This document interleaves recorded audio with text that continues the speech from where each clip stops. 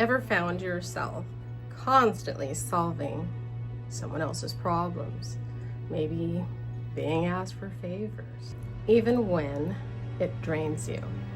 This video is for anyone who's come across a certain kind of person, someone who seems to live in a constant state of helplessness, expects favors, and rarely considers how it impacts others. On the surface, it looks like they genuinely need help, but underneath, something just feels off. This pattern often shows up in two different types of people. One, someone stuck in a survival response, frozen, overwhelmed, unable to move forward. The other, someone who uses helplessness as a strategy to control others. Today we'll be talking about the second kind, the manipulator. So stay with me, because I'll give an effective way to respond. It's a simple 3-step process that helps to create space without guilt, even when someone is pushing hard to get you entangled. Hi, I'm Marché, an NLP transformational coach, and I specialize in helping people who've experienced manipulative or toxic dynamics to reconnect with their inner strength and rebuild a life aligned with their purpose. Now let's get to it.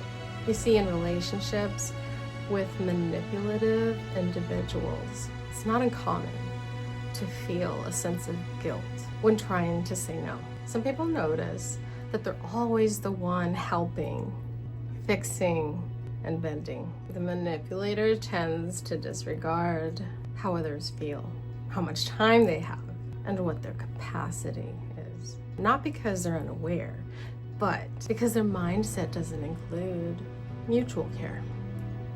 Everything is transactional. People become tools, pawns, resources. And for a long time, I kept attracting these types of people. What I realized later was this: I didn't value myself. I was overgiving. And they were gladly overtaking. One thing to note is that manipulators don't value connection. They value control. And if someone doesn't value themselves, they'll often be chosen by people who don't either. Here's a 3-step process that I've personally used and my clients have used to set boundaries with these types. Step 1, you want to pause and breathe. You want to create space. Think of it as a filter. Don't say yes immediately. You want to give yourself space to think, even if they're creating a sense of urgency. A short pause disrupts that automatic yes. Step 2, check the pattern. Ask yourself, is this a one-time ask or part of a familiar cycle? Do they ever reciprocate? Or does it always come back to them? Another question you may want to ask is, if and when they do reciprocate, do you always sense that there are strings attached? And finally, step 3, respond without explaining yourself. Practice emotional detachment, being mindful of emotional investment. A simple, that won't work for me right now, is enough. You don't need to over-explain, defend, or justify. You see, the more you explain, the more they can twist, and the more opportunity that gives for them to get another foot in the door. So you want to stay grounded and brief. And over time, this practice reinforces self-respect.